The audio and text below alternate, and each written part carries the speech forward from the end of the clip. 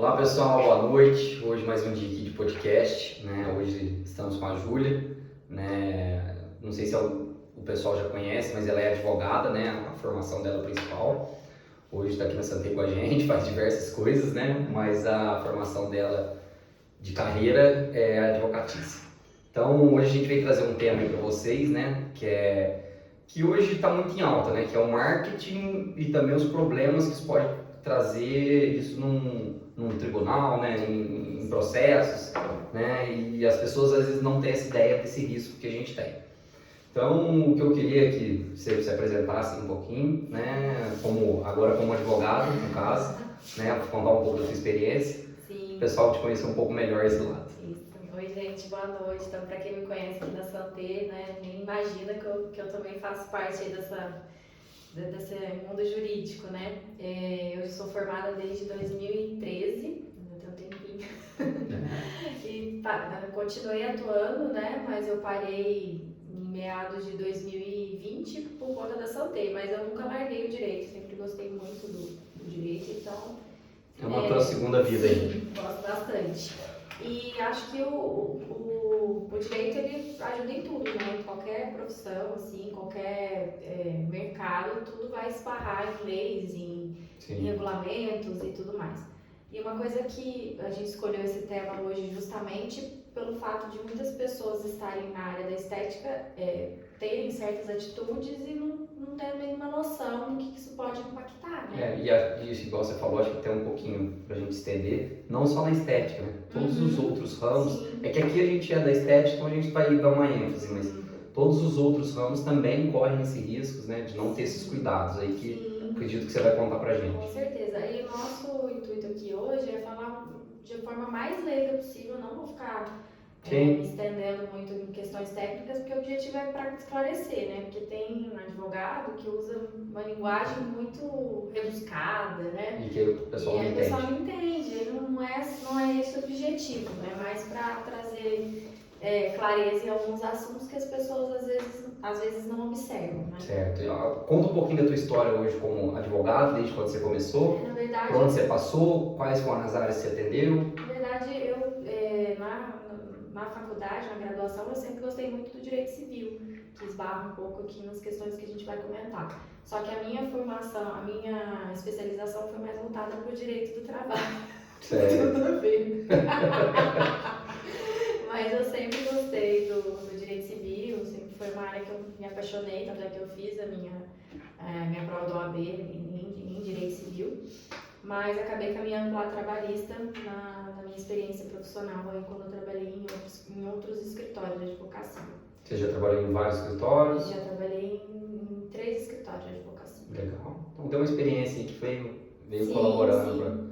Quantos anos você falou que ficou? Fiquei desde 2000. 7 anos, então.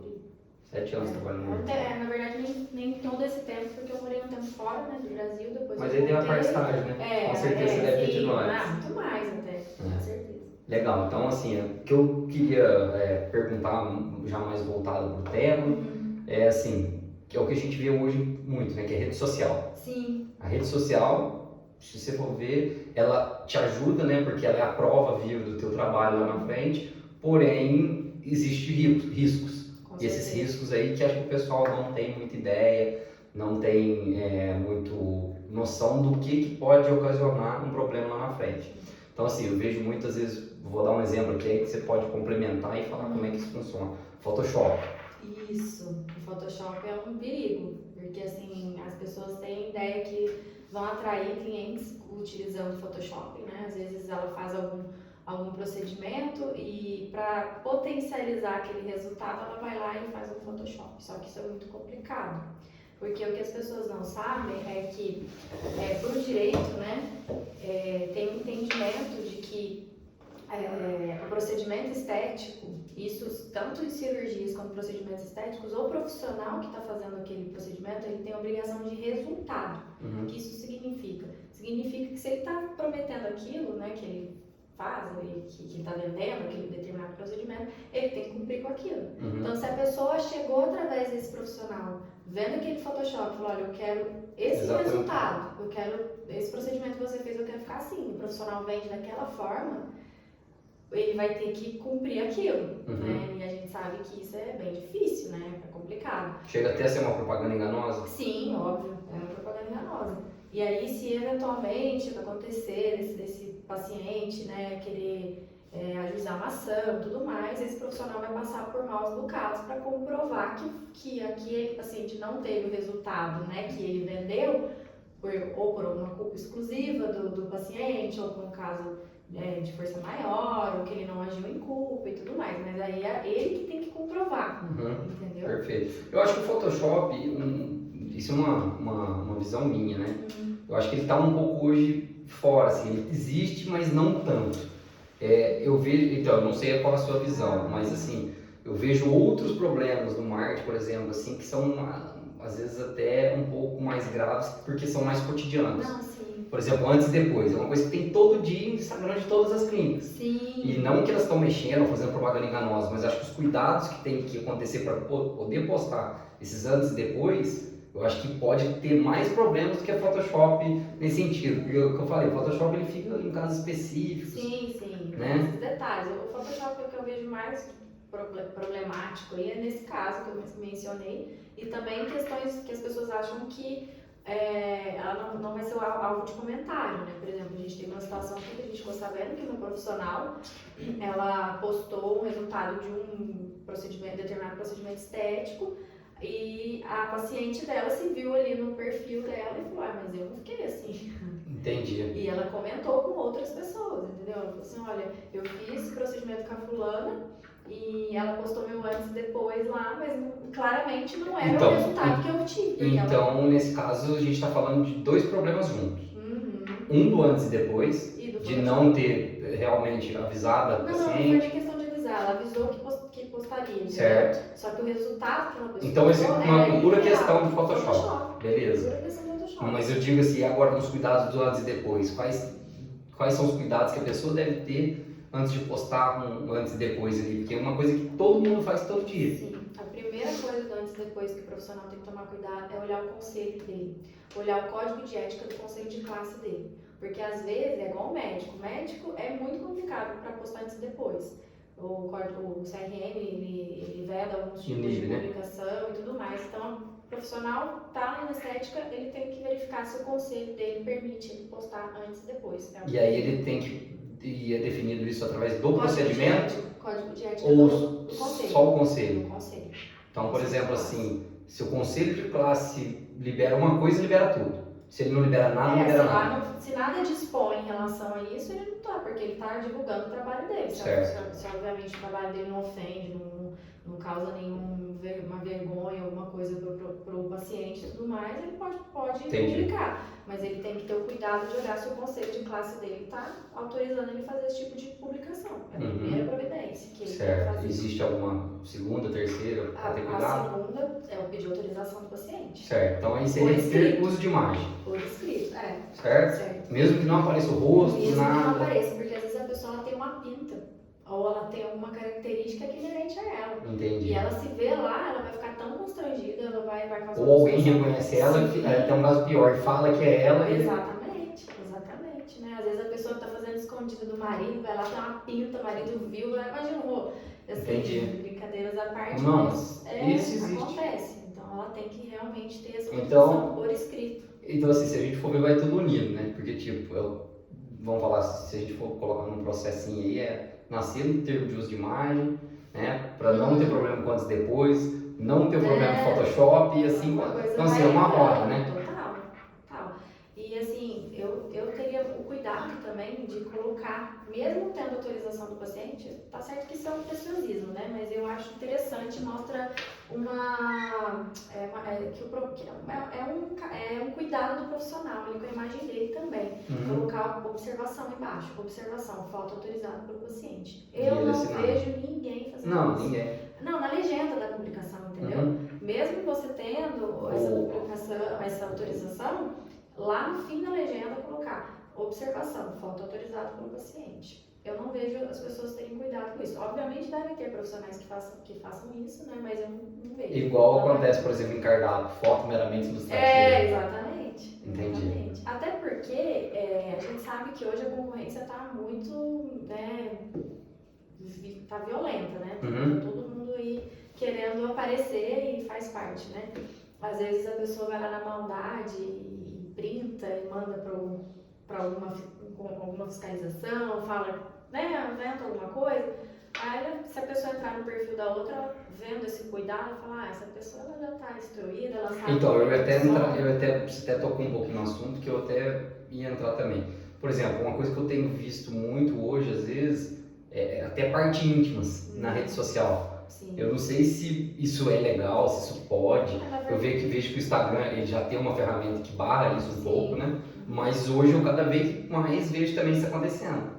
Então, assim, as pessoas estão postando, não sei se pode. Na verdade, entra na questão da autorização também, né? A parte íntima fica até mais complicado, né? Porque nem todo mundo vê né? Sim. Enfim.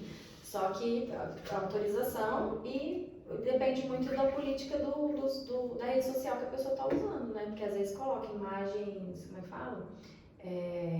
Delicadas, né? Tem um aviso e tudo mais. Mas eu partiria da mesma situação. Verificaria meu conselho de classe, como que ele. Mesmo dando tudo certo, mesmo tendo termo de uso de imagem assinado. Eu colocaria. Entendi. Só por precaução mesmo, assim, para não ter problema. Certo. Um outro problema que eu acredito que eu já vi acontecer até na realidade, que seria as pessoas utilizam ferramentas, artes, né, ideias de outras para si mesmo. É o que mais tem. Então assim, eu já vi acontecer aqui internamente, né, na Santé.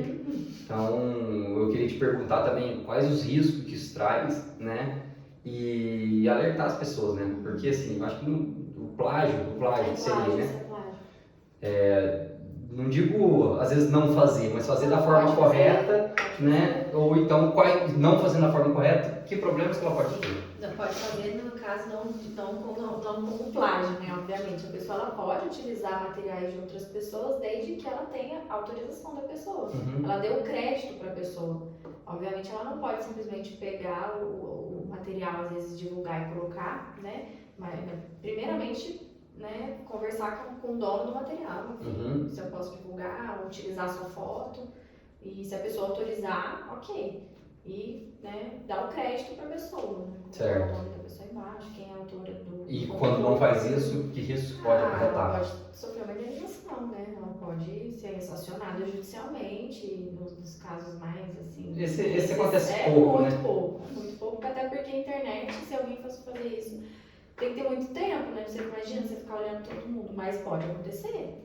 Pode acontecer, ainda mais dependendo até do caráter da publicação, se é uma coisa de alto impacto, né? Alguma coisa que tem muita relevância, a pessoa pode ter problema sim, ela pode ser acionada aí, a pessoa, o dono da obra, enfim, da arte, do vídeo, foto, né? Ela pode reivindicar isso e ela pedir uma indenização por isso. Certo, então, assim, tem um risco baixo, né? Você falou então nesse caso, né? Mas então, às vezes é melhor fazer da forma mais objetiva. Sim. Entra em contato com a pessoa, avisa, né? Comunica se autoriza ou não. Se ela falar ok, segue. Se não, procure outro, né? Manda fazer, faz a tua. Exatamente, outra. A gente sabe que nada se cria, tudo Se copia, né? né? Mas assim, com uma forma, né, de inspiração.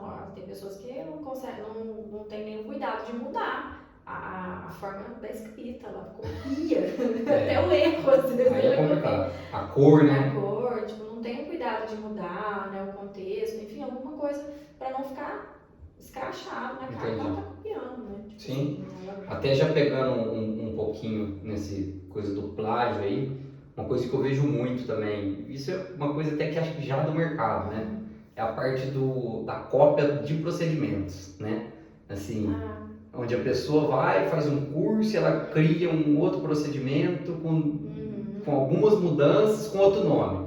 Só que tem algumas que não. Algumas que já usam até o próprio nome do procedimento, que às vezes tem marca registrada. Né? Então, a gente já viu isso diversas vezes, vai continuar vendo, né? Igual você falou, nada se cria, tudo se copia. Então, assim, e as coisas vão evoluindo. A pessoa copia uma coisa, mas adequa alguma técnica ali para melhorar aquele procedimento e cria um outro nome. Tem alguns casos que não, que são esses casos que eu queria entrar no detalhe com você, que é caso onde a pessoa vai fazer o curso, tem a certificação, só que ela vai e copia até o nome da clínica dela. Isso esse é um dos problemas mais graves que a gente tem por ser marca registrada. Isso eu estou falando em caso de que tenha marca registrada, cursos maiores. Se tiver a marca registrada, o que o aluno do curso tem que tomar cuidado, primeiro é olhar o contrato, porque geralmente esses cursos grandes, a pessoa assina um contrato quando ela vai fazer. E aí tem toda uma regulamentação de como que ela pode usar, fazer referência à marca, né, o nome do procedimento registrado, ela tem que se atentar para isso. Ela não pode, não é porque ela está fazendo o curso que ela comprou, que ela detenha os direitos autorais para aquele procedimento, ela tem que seguir o que a dona do procedimento, né, que com certeza no contrato ela deve colocar que não cede direitos sobre o nome, e seguir conforme a contratação. Se ela puder usar como registrado. Isso que eu ia perguntar. Por exemplo, assim, como é que ela vai vender isso? Por exemplo, Renata França. Por exemplo, Renata França, ela tem o método dela, né, tudo certinho, e as pessoas que fazem o curso com ela podem utilizar o método desde que tenham feito com ela. Só que é Renata França, né? Ela tem que colocar. Não pode colocar lá o nome o nome da outra pessoa. Júlia. Exatamente, com o método dela. Mas realmente tem que ter uma autorização, ela tem que estar dentro ter feito o curso, certificado. Tá registrada, tem regiões também. Eu não sei exatamente, não sei falar. Então, na verdade, assim, ela poderia usar um nome. Desde que realmente ela tenha seguido o procedimento para ela ter esse certificado, ela pode usar o nome, mas aí depende do tipo de contratação do curso. Às vezes não. Não, às vezes Entendi. não. Às vezes tem curso que fala, você está fazendo a minha técnica aqui, mas você não vai poder usar o nome da minha técnica. O nome é só meu. O nome é meu. Então depende da contratação, depende do tipo do que foi estabelecido nesse contrato. Entendi. E assim, às vezes nem tem contrato também, mas aí se a pessoa começar a usar o nome, ela pode vir. Se for uma marca registrada, né? Se não for, também tem perigo nenhum, tem? Pode ter reivindicação. Mas aí qual Não, é aquela famosa frase, quem não registra não é dono. Então pronto. Então se não tiver uma marca registrada, o problema é mínimo nesse caso. Pode até ter uma briga, né? Uma reivindicação, enfim. Ou até o contrário, a pessoa que não é dona lá correr e registrar antes. Acontece muito. Entendi. Mas assim, eu sou daquela que prefere dar um boi para não entrar numa briga, né? Sim. O máximo que eu puder fazer para evitar qualquer tipo de... Quando eu tô perguntando isso é para fomentar com certeza. Então, as ideias. E as pessoas às vezes têm uma técnica na mão muito boa e não registra. Entendeu? É por isso que eu tô falando. E aí você tá dando a oportunidade para outra pessoa. É que esse processo de registro é muito chato. É complicado? Não é que é complicado, é que no Brasil é muito burocrático, tudo é muito burocrático. Então demora, dá uma certa preguiça, fica caro, né? Até que não é tão caro, mas assim, eu entendo que as pessoas às vezes elas ficam tão focadas no negócio delas ali que elas esquecem desse detalhe, que é tão importante, né? E aí vai deixando, só que aí quando ela se dá conta, ela tem que passar por um processo todo, e esse processo ela vai ser, às vezes até alguém que usa um nome semelhante, a pessoa vai ser chamada, impugna, e é recurso, e as pessoas não têm noção do que passa por trás disso. E você tem classe ainda, às vezes você registra numa classe que já tinha uma outra empresa usando um nome parecido, às vezes nem é igual. Você nem sabe, né? Exato. E aí ela reivindica, fala que não, e aí às vezes o nascimento da empresa é primeiro, ela vai ter direito e assim vai. Nossa senhora, é muito complicado. Então, assim, se a pessoa não se atentar para isso também, ela vai acabar só perdendo. Então assim, tem que entrar para valer a pena, resumindo. Tem que registrar a marca se realmente vale a pena, se for virar um negócio grande, né? Se a pessoa for investir o tempo dela e realmente tiver o objetivo de fazer crescer, eu já faria de imediato. Sim. Esperar o negócio. Mas também se for um negócio mais regional, é mais tranquilo. Se for também um nome assim, sei lá, um nome popular de alguma coisa, que agora não me ocorre. Meu método, drenagem. Falar do celular. Sei lá, drenagem legal. Um nome que é comum, assim, não é difícil você registrar, entendeu? Tem que ser uma coisa diferente. Específica. Tem os requisitos também, eu não vou nem entrar nesse mérito, porque eu sou especialista nisso, viu, gente? Eu tô de orelhuda aqui. Entendi. Mas é só pra gente ter uma ideia. Eu sei de alguns detalhes e tudo mais, mas a pessoa tem que tomar cuidado. Se ela quiser Tem mais alguma coisa aí que você queira falar, e aí até sair um pouco da área só do marketing, né? Falando uma coisa empresarial, jurídica, porque empresarial que eu digo da parte clínica, né? Sim. Eu acho que é aquilo que a gente Contrato sempre com o paciente, conversa, sabe? Não sei. contrato com o paciente, eu tive um caso de uma colega que entrou em contato esses dias perguntando isso pra mim, nossa, uma paciente minha, ela falou que não ficou satisfeita e não foi bem assim, olha, eu tenho prova que ela tá satisfeita, ela me mandou foto e agora ela quer o meu dinheiro de volta, o que eu faço? Então, assim, eu falei, cadê o contrato? Tem contrato com ela? Não, tem só termo. Eu falei, então, tem que ter um contrato. Porque lá no contrato você vai especificar tudo certinho, falar... O termo não serve como um contrato? O termo serve, só que o termo é muito... Ele serve mais para respaldar também questões de riscos inerentes ao procedimento. O contrato ele é mais abrangente, porque o contrato as duas partes estão ali negociando, certo? Então nós estamos falando de 3 itens. Um contrato, um termo do procedimento e um termo de imagem. Exatamente. Certo? Porque como procedimento estético, atualmente o entendimento é que o contratante, né, que é o contratado, né, que é o prestador de serviço que está fazendo o procedimento, o profissional, no caso, ele tem obrigação de resultado. Então, ele, pelo menos num contrato ali, ele colocar que o procedimento que ele está fazendo ali, ele tem várias possibilidades. Né? Pode ser que não fique daquele jeito por N fatores. E até para simplificar, a gente não poderia colocar, por exemplo, tudo num só? Por exemplo, colocar, em vez de ter o contrato, termo de uso, termo de o termo do procedimento, você cria, por exemplo, um contrato onde abrange já tudo, onde vai ter todos esses itens. É melhor até... Então, aí depende. O problema é o seguinte, tudo depende também da regulamentação, vigilância sanitária. Então, só que assim... Porque às vezes a pessoa, o conselho da pessoa, porque às vezes ela sofre uma fiscalização do conselho, determinados conselhos, eles exigem que você tenha um documento, que você documente essas situações de uma determinada forma. Vai ter a ficha do paciente. Aí você entrega um contrato, pode ser que ele fale, não é desse formato. Então, assim... Só que aí também eu enxergo por outro lado, vamos falar a realidade, né? Como é que as pessoas vão fazer contrato, por exemplo, na depilação? Que a gente tem muito... Eu sei que o certo seria fazer, mas é um procedimento que, tipo, a pessoa tá lá 20 minutos. Financeiramente, não é viável. Tem alguma forma de fazer isso, de ser mais prático? Então, o que eu tô falando... Não vamos longe, a própria anamnese, no laser, no LED. O que eu tô falando é mais a questão de procedimentos mais invasivos, entendeu? Mas o laser tem isso? Não, tem, mas assim, uma harmonização facial, uma harmonização corporal, coisas mais, assim...